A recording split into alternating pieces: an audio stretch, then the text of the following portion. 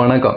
இன்னைக்கு நம்ம என்ன பேச போறோம் அப்படின்னு பார்த்தீங்கன்னா, டிஎன்பிஎஸ்சியில் கேட்ட quantitative aptitude and reasoning questions தான் நம்ம சால்வ் பண்ண போகிறோம்.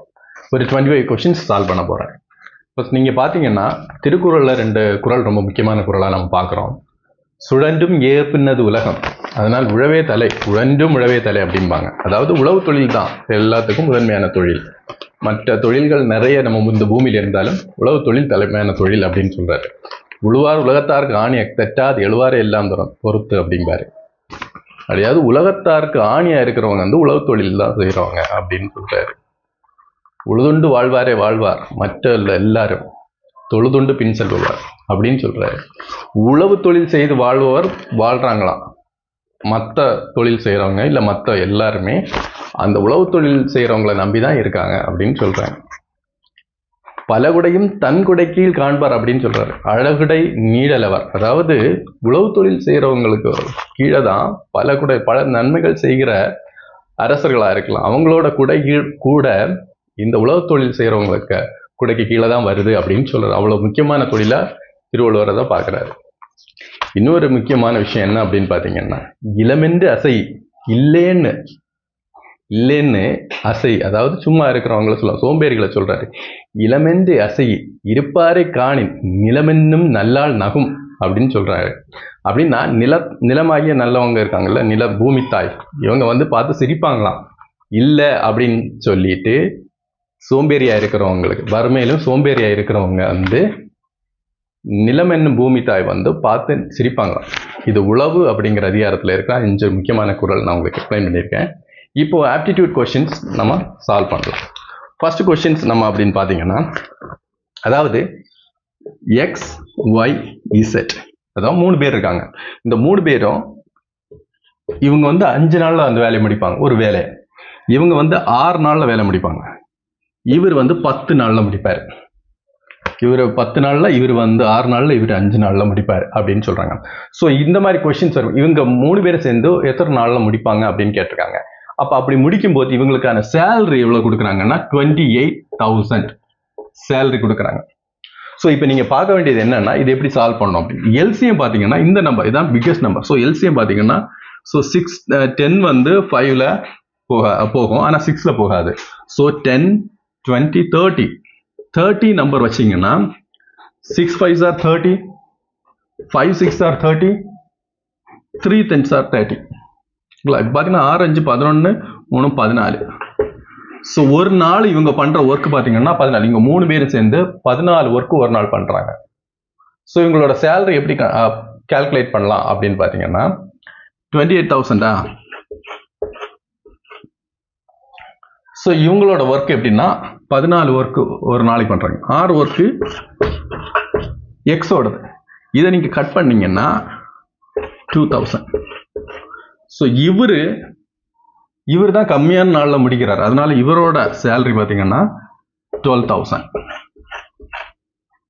நெக்ஸ்ட் இதை பாருங்க, இந்த ஒர்க் 6 நாளில் ஒர்க்கை முடிக்கிறோம். இவங்களோட வேல்யூ பவர் என்னன்னா, இவங்க ஒரு நாளைக்குள்ள வேல்யூ பார்த்தீங்கன்னா 5 வேலை பண்ணுவாங்க. So 5/14 into 28,000. இது சால்வ் பண்ணீங்கன்னா இது 2 10,000. So remaining 22,000. ரிமைனிங் எவ்வளவு இருக்கு? 6,000. ஸோ இவங்களுக்கு வந்து 6,000 கொடுப்பாங்க. அவ்வளோதான் இந்த கொஸ்டினோட ஆன்சர். ஓகேங்களா? ஸோ நம்ம திறன் கண்டுபிடிக்கணும், அது ரொம்ப முக்கியமான வேலையா நம்ம பார்க்கணும். நெக்ஸ்ட் கொஸ்டின் போறோம்.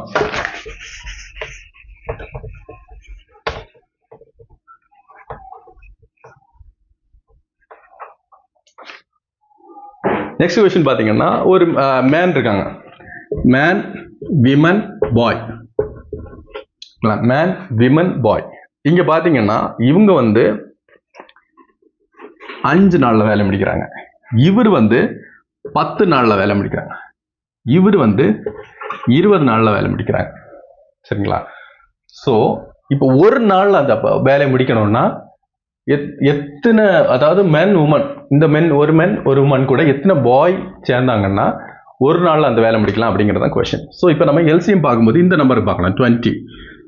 ஸோ 20 எல்லா நம்பர்லையும் போகும். ஸோ இங்கே எல்சிஎம் 20.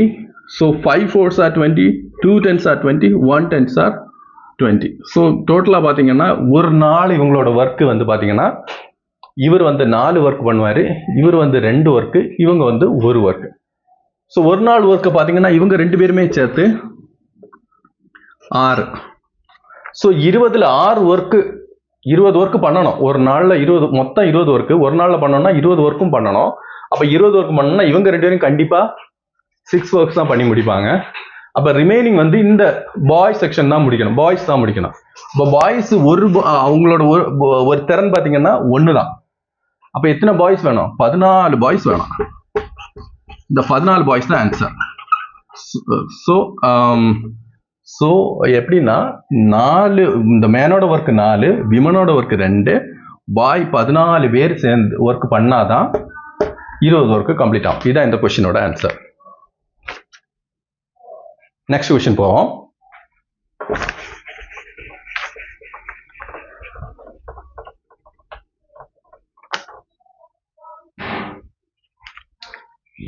A plus B இவங்க வந்து 40 டேஸில் ஒர்க் பண்ணுறாங்க. B plus C 48 டேஸில் ஒர்க் பண்ணுறாங்க.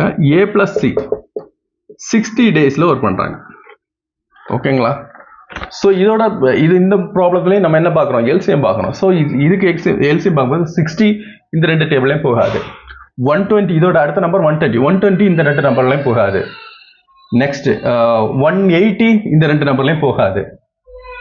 அடுத்தது 240 will go 240. So total work பார்த்தீங்கன்னா 240. ஓகேங்களா? 40க்கு 240 6 டைம்ஸ், 48க்கு 240 5 டைம்ஸ், 6க்கு 240 4 டைம்ஸ். ஸோ இவங்க வந்து 6 ஒர்க்கு, இவங்க 2 பேருமா சேர்ந்து 5 ஒர்க்கு, இவங்க 2 பேருமா சேர்ந்து 4 ஒர்க்கு ஒரு நாளைக்கு பண்ணுவாங்க. ஸோ மொத்த ஒர்க் பார்த்தீங்கன்னா 6 5 11 4 15 ஒர்க்கு. சரியா? ஒரு நாள் ஒர்க்கு 15. ஆனால் இங்கே 2 பேர் இருக்காங்க. இவங்க 2 அதாவது 2A 2B 2C இருக்காங்க. So into 2 equal to 30 works. ஒரு நாளைக்கு 30 ஒர்க்ஸ் பண்ணுறாங்க. இதான் ஆன்சர் இந்த கொஸ்டினுக்கு. ஒரு நாளைக்கு எத்தனை ஒர்க் பார்ப்பாங்க அப்படின்னு பார்த்தீங்கன்னா 30 ஒர்க்ஸ் பார்ப்பாங்க. கிளியர்? தேங்க்யூ. நெக்ஸ்ட் கொஸ்டின் போகிறோம்.